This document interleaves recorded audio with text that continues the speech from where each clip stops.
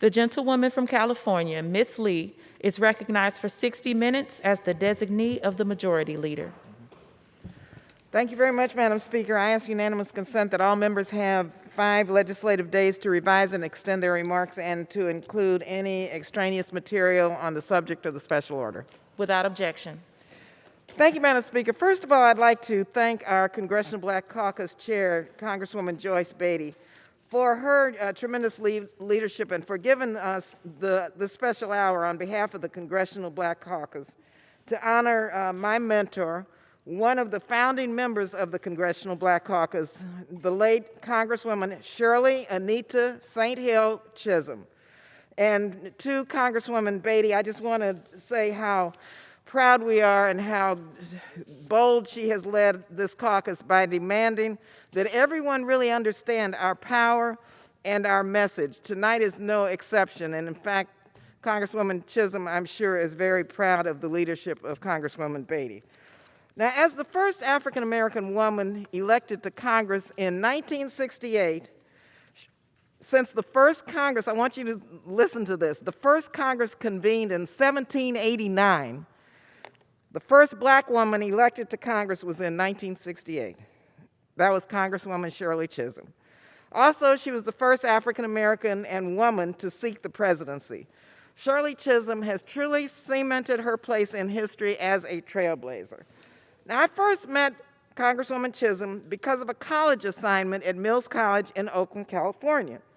My government professor assigned us to do field work on a presidential campaign. At the time, several men were vying for the Democratic nomination, but they didn't speak to the issues that I cared about. I was a young single mom on public assistance, and their platforms did not include issues that related to me or my community, like child care, public education, universal health care, and ending poverty.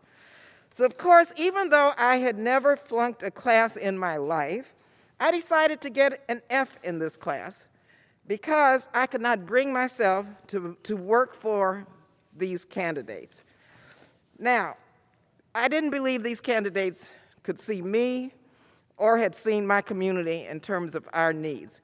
And so I invited Congresswoman Shirley Chisholm to Mills College. I did not know she was running for the presidency, but I invited her to address the Black Student Union because I was president of the Black Student Union.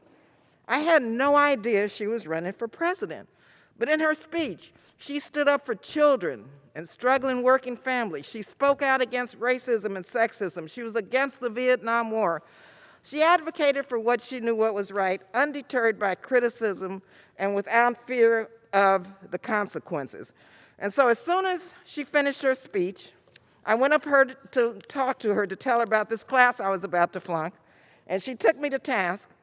She asked me if I was registered to vote, and I said no, and I admitted that I wasn't going to do much in politics because I didn't believe in the two-party system and its relationship to my needs and my community. And she said, little girl, you can't change the system if you're on the outside looking in. Register to vote. And from that moment on, I ended up working in her Northern California campaign. I vowed to listen to her, allow her to mentor me, take me to task. We organized her Northern California campaign out of my class at Mills College, and the rest is history. I went on to Miami, Florida as a Shirley Chisholm delegate, and we took a large percentage of the vote in Alameda County. Madam Speaker, I'd like now to yield to the chair who I referred to earlier of the Congressional Black Caucus to deliver, once again, our power and our message, and then I will return and yield to my colleagues after the chair of the Black Caucus speaks. Thank you again. Madam Speaker, and thank you to